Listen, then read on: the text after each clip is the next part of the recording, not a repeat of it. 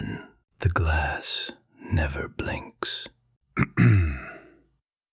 You're listening to Silas Crow, Dark Pages. I don't tell this one often, not because it scares me anymore, but because once you hear it, you start noticing things you were never meant to notice. I was born with a problem in my right leg. Doctors used words like underdeveloped, malformed, unlucky. I learned early that I could only rely on my left leg to really move, to push, to run. Kids don't need explanations like doctors do. They just see weakness and give it a name. At school, I was the limping boy, the one always last, the one teachers watched during stair drills. What they watched even more was my eye, the glass one. Perfectly round, always clean, always catching the light in a way the real one never could. I lost the real eye when I was 6, though no one ever explained how. I remember being on the floor. I remember a sound like a grape bursting, and then the world felt flatter. Depth disappeared. Faces looked wrong. People learned quickly not to stare, but they did anyway. The cemetery sat behind our school, separated by a fence no one bothered fixing. During class, while the others copied notes, I watched the gravestones through the window. They felt quiet in a way the classroom never was. One afternoon, my glass eye slipped out while I was bending down. It rolled across the floor, slow, deliberate, like it knew where it was going. It stopped at the doorway. Everyone laughed. The teacher screamed. I didn't move, because for a moment I swear I could still see through it. That night I walked past the school, past the fence, dragging my bad leg behind me, holding the glass eye in my hand. It felt warm. In the cemetery I found a grave without a name, just a space. When I placed the eye on the stone, I saw myself standing there, whole, straight, both eyes real, both legs strong. He smiled at me with my mouth, and then he stepped forward. I woke up in my bed before he reached me, but something had changed. I could feel my right leg touching the floor now when I walked. Not strong, just present. And sometimes late at night, when I'm alone, I feel my glass eye turn in its socket, just slightly, as if it's checking whether I'm still here, or if it's my turn to lie down. Story 2. The Woodcutter. There was a man in my hometown who chopped wood every single day, not because he needed the money, but because he needed the numbers. He counted everything, the swings, the seconds, the cracks in the logs. Every morning he set a new goal, and every evening he wrote it down like proof that the day had been worth something. People started coming to watch him work, drawn by the rhythm of the axe, the clean way the wood split. Among them was a girl. She stood farther back than the others, never spoke, never clapped, just watched with her hands folded, like she was waiting for something to finish. One morning, the man pushed himself harder than ever, faster swings, stronger strikes, sweat in his eyes. The axe slipped at the top of the arc. It didn't slow down. It didn't change direction. It flew sideways and struck the girl. She fell without a scream. When he ran to her, expecting blood and panic, he found neither. Her skin had split, but underneath wasn't muscle or bone. It was metal, old, dull, layered like something assembled long ago. She smiled up at him and said his name, even though he had never told it to her. The town said she lived with her aunt, a woman who owned an old house filled with locked rooms and no mirrors. When the man went there, the aunt told him the truth. They watched men who worked themselves apart. They recorded effort, failure, breaking points. The girl had been watching him for a long time. That night, he dreamed of splitting wood with his bare hands, of skin peeling away like bark. When he woke up, his arms felt heavy, cold, strong. Over time, his skin hardened, cracked, fell away. Now he still chops wood every morning. No axe, no blood, just metal striking wood. And if someone watches too long, he turns slowly so they can see themselves reflected in him, bent and tired, before they understand what's coming next. Story 3. The Metal Man. I didn't notice the change at first. Pain has a way of disguising itself as normal if it stays long enough. Cuts stopped bleeding. Bruises stopped fading. When I pressed my fingers into my arm, it felt dense, wrong, like tapping on something hollow. People stopped touching me before I realized why. Their hands lingered for half a second, then pulled back like they'd touched something cold. At night, I heard a low humming inside my chest, steady and patient. Mirrors became difficult, not because I looked scary, but because I didn't look finished. Skin began to split along lines I didn't recognize. Underneath was structure, support, pieces meant to last. I stopped sleeping. I didn't need to. I stopped eating. I didn't miss it. When I tried to scream, the sound came out flat, metallic, vibrating through my teeth.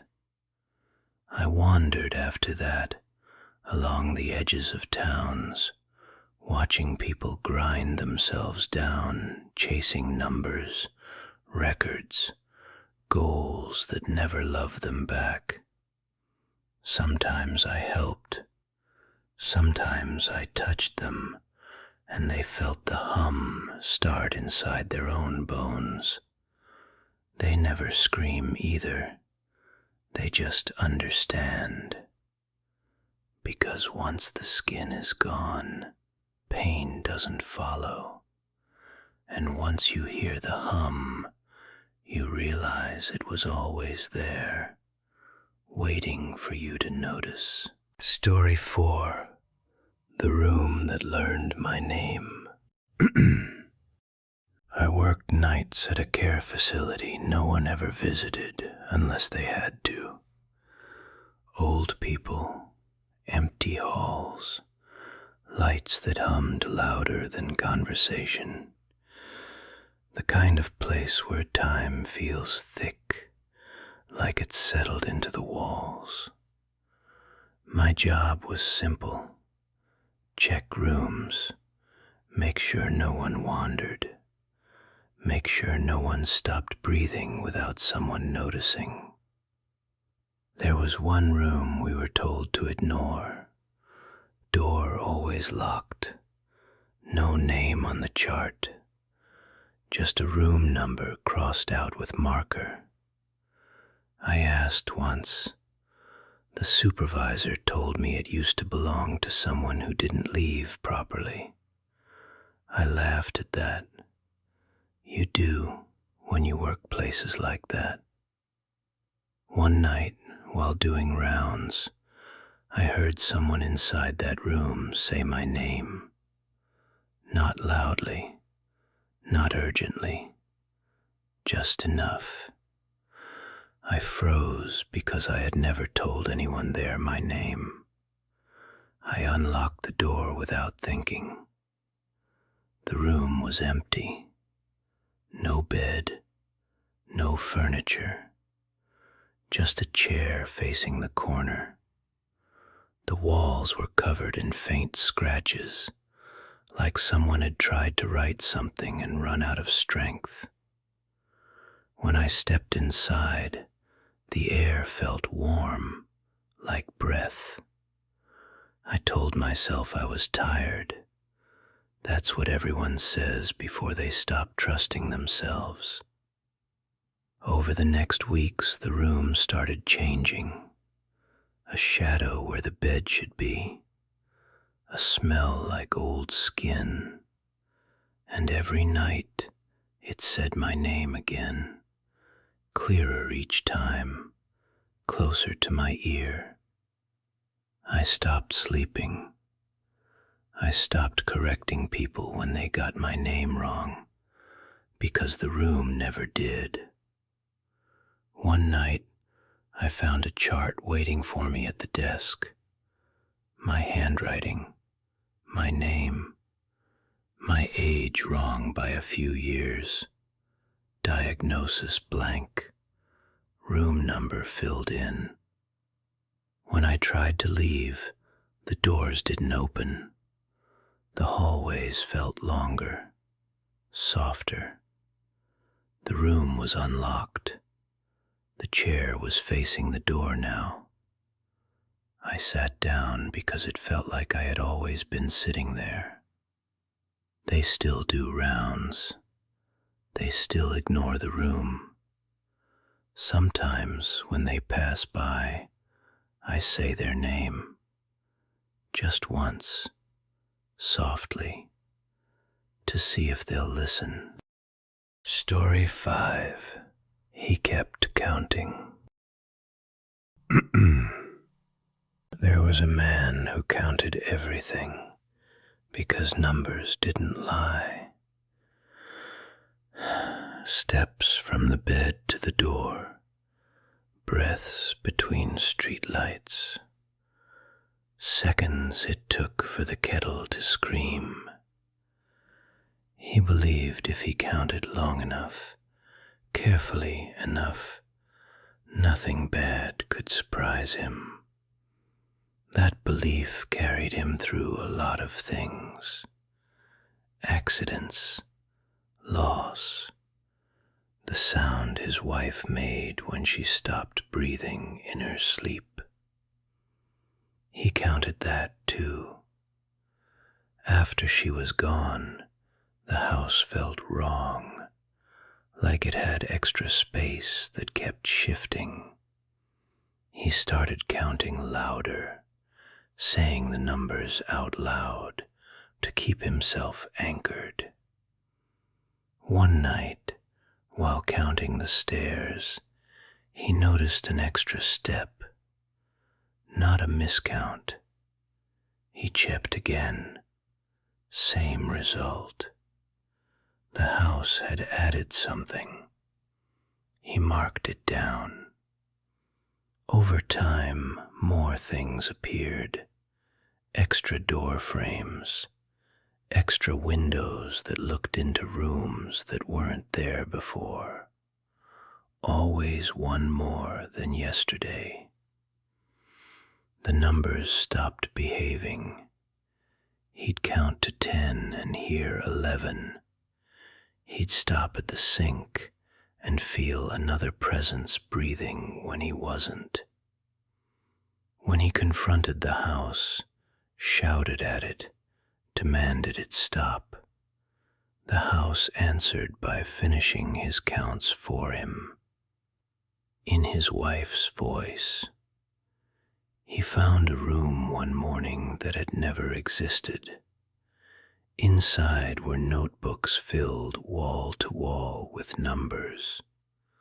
All his handwriting, all dates he didn't remember living through. The final page was unfinished. The house was still counting him.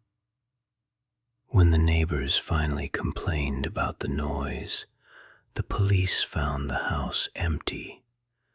Too empty, like it had swallowed its furniture. On the wall by the stairs, carved deep into the wood, was a final number that didn't match any count they tried. Some things don't want to be measured. They want to finish you. Story 6. The Man Who Never Turned Around. I started noticing him on my commute. Same sidewalk, same distance ahead of me. He walked slowly, deliberately, like every step had been decided long before he took it. I never saw his face, not once. Every time I sped up, he sped up just enough to stay ahead. I told myself it was coincidence. Cities are full of repeating patterns. Then, one morning, I took a different route. He was already there. Same coat, same posture, still not turning around. Days passed, weeks. He never acknowledged me, never looked back, but I could feel his awareness like pressure on my chest. One night, I followed him farther than usual, down streets I didn't recognize, past buildings that looked abandoned, but still warm, still breathing. He stopped at a dead end, didn't move, didn't turn. I told him to turn around. My voice shook. He spoke without moving his head. He used my voice. He told me he was what remained when someone avoids looking too long at themselves. That every time I ignored a thought, every time I walked away from something unfinished, he grew more complete. He stepped aside. Behind him was my apartment door, old, rusted, like it hadn't been opened in years. Inside, I saw myself sitting perfectly still, eyes open, waiting. When I woke up the next morning, I was already walking. Same sidewalk, same pace. I haven't turned around since, but I know someone's behind me now. I can feel them trying to catch up. Story 7. The Boy Who Was Left Behind. You learn early which parts of a child people are willing to forgive. Being quiet is forgivable. Being slow is forgivable. Being strange is forgivable, as long as it stays amusing. What isn't forgivable is being left behind. I was that boy, the one the class moved around, the one teachers sighed at before saying my name. I didn't have a deformity you could point to, not exactly. My body worked, my mind worked, just not together. I understood things late, pain especially. By the time I realized I was being hurt, everyone else had already moved on. The school didn't like me wandering, so they made me sit in a small room at the back during breaks, a converted storage space with a single window that looked out over the old playground. That playground was never repaired after the accident.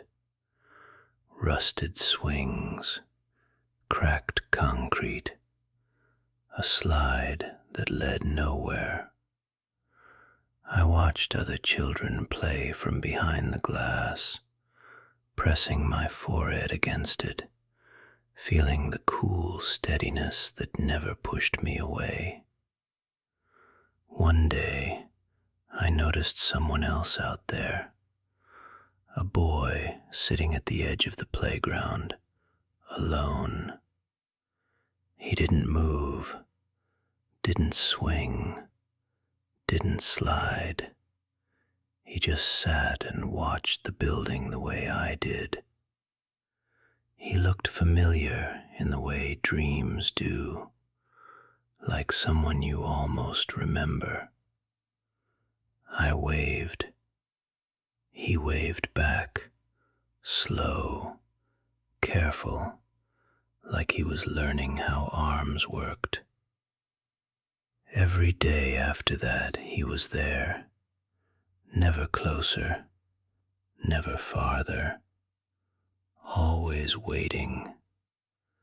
I started talking to him through the glass, about the things no one listened to, about how the room felt too small, about how time moved differently for me. He never answered, but I knew he heard.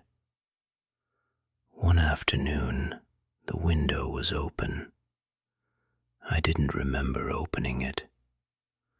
The air outside smelled damp and old, like something that had been sealed for too long. The boy stood up for the first time. When he walked toward me, I realized why he looked familiar. He walked the way I did, hesitant, uneven, like the ground might change its mind. He stepped inside the room without opening the door. Up close, his face was wrong in subtle ways. His eyes didn't focus at the same time. His mouth twitched before he smiled, like the smile arrived late. He told me he had been sitting there a long time, longer than me. He said when children are forgotten, something stays behind, not a ghost, not a memory, a remainder. He said he was what was left of me from before I learned how to behave, from before I learned how to wait quietly. When the teacher opened the door and screamed, I didn't understand why until I looked down and saw only one set of footprints. The doctors said I'd had a breakdown, said imaginary friends can feel real. But I know the truth, because sometimes when I take too long to answer someone, when my thoughts lag just enough, I feel a hand steady me from behind, making sure I don't get left again.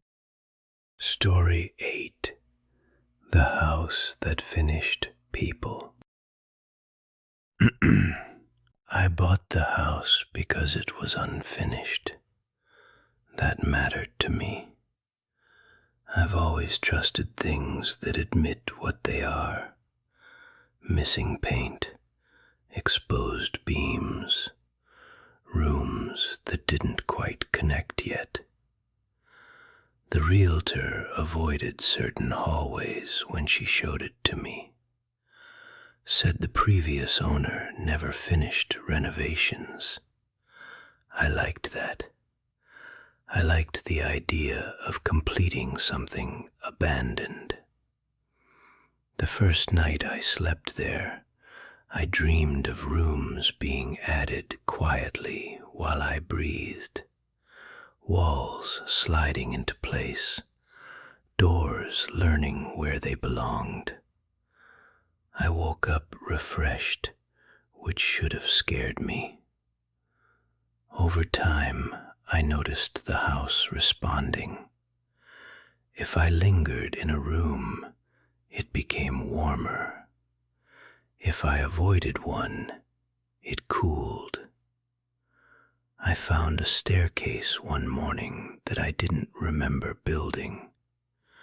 It led to a narrow room with no windows and a single light bulb hanging low, like it was listening. When I stood inside, I felt aligned, like I fit. The house began finishing things for me. Scratches disappeared, cracks sealed themselves. A broken chair repaired overnight. But it didn't stop at objects. When I came home exhausted, my fatigue felt lighter. When I sat too long with a memory, it dulled. The house was helping. That's what I told myself. Then I found the notebook, tucked inside a wall that hadn't existed the day before. It listed names, dates, notes written in different handwritings that slowly became the same. Phrases repeated, needs completion, not ready yet, almost done. I recognized some names, former owners, missing people from the town. I tried to leave. The doors didn't resist. They simply led me back inside. Rooms rearranged gently, politely, like the house didn't want to argue. I began to feel areas of myself smoothing out. Anger gone, fear gone, curiosity fading last. I stood in front of a mirror one night and saw less of myself reflected than before. The house was finishing me the way it finished everything else, removing excess, weak edges, unnecessary parts. I understood then what unfinished houses are for. They aren't meant to be completed by people. People are meant to be completed by them. When the walls finally stopped moving, when the rooms settled into perfect silence, there was nothing left for me to want. I sit now in the narrow room at the center. The light hums softly. The house breathes evenly. Sometimes someone new knocks. The door always opens. The house likes to work. Story 9. The Dark That Learned to Breathe. I don't remember when I stopped being afraid of the dark. Most people grow out of it. For me, it was the opposite. I grew into it. As a boy, I was terrified of sleeping with the lights off, convinced something waited just beyond what I could see. My parents told me it was imagination. They said, once you turn the lights off enough times, your brain learns there's nothing there. What they didn't tell me was that sometimes the dark learns you back. It started small, a feeling that the room wasn't empty, even when it clearly was. A pressure, like someone standing just close enough to feel, but not close enough to touch.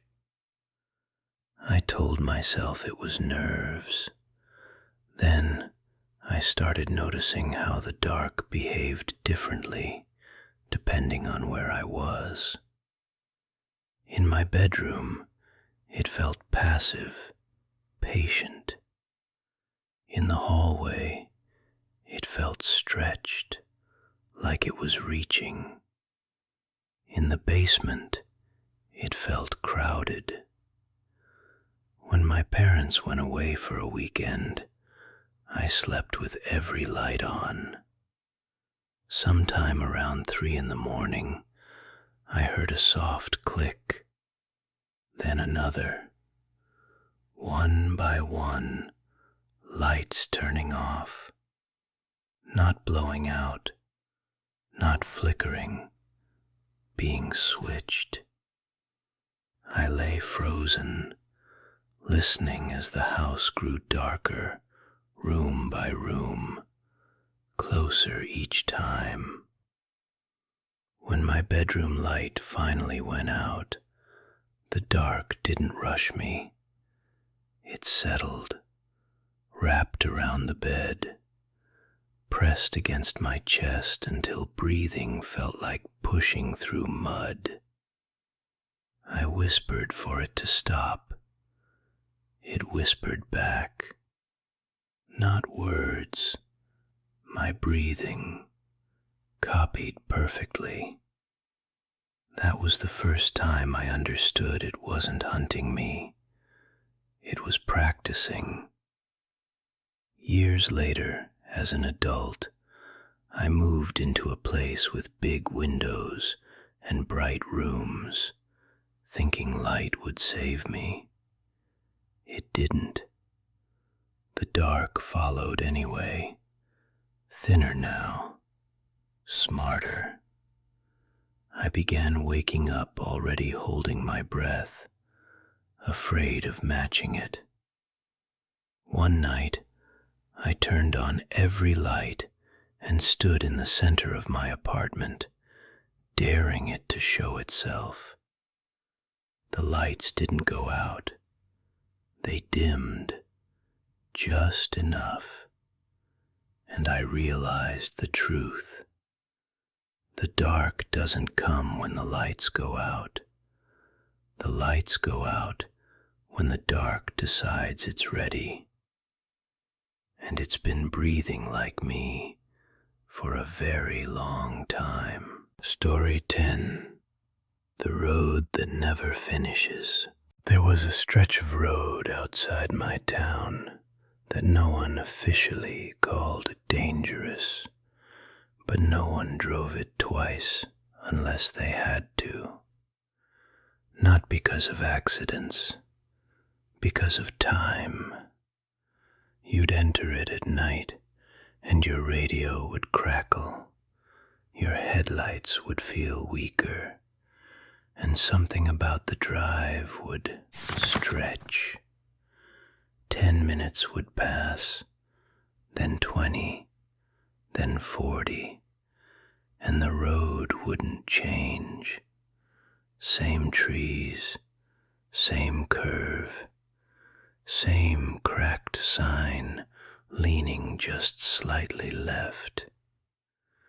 People blamed exhaustion. I didn't. I drove it every night for work, and I kept track. One evening, I noticed my fuel gauge hadn't moved after an hour. The clock on the dash said it had been 3 minutes. My phone had no signal.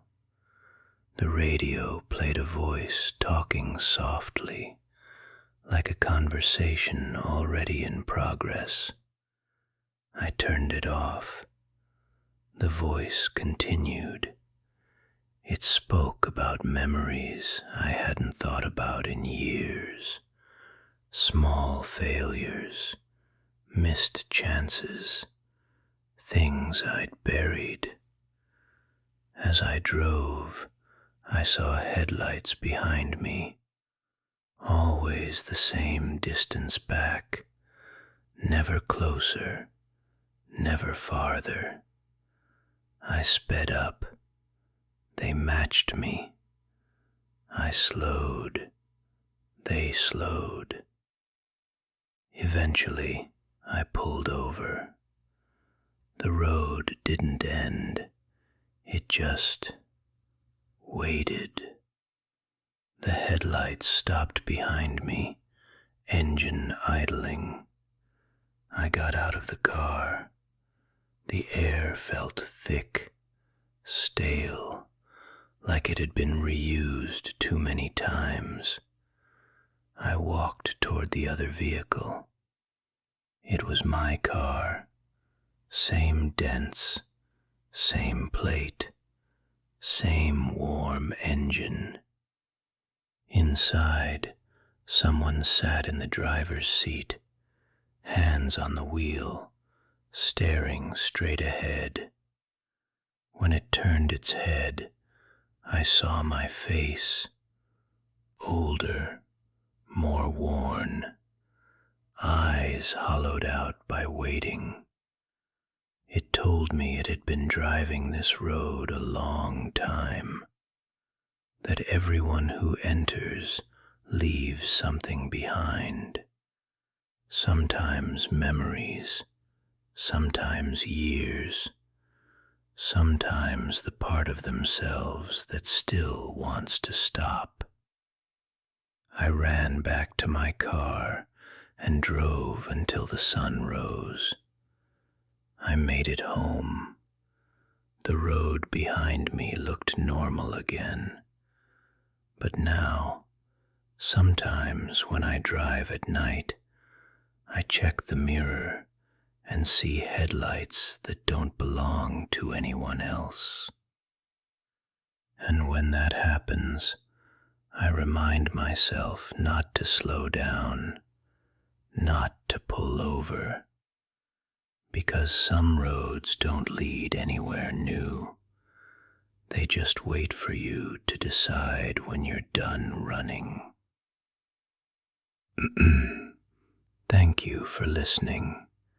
This has been Silas Crow, Dark Pages. Some stories don't end when the lights come back on.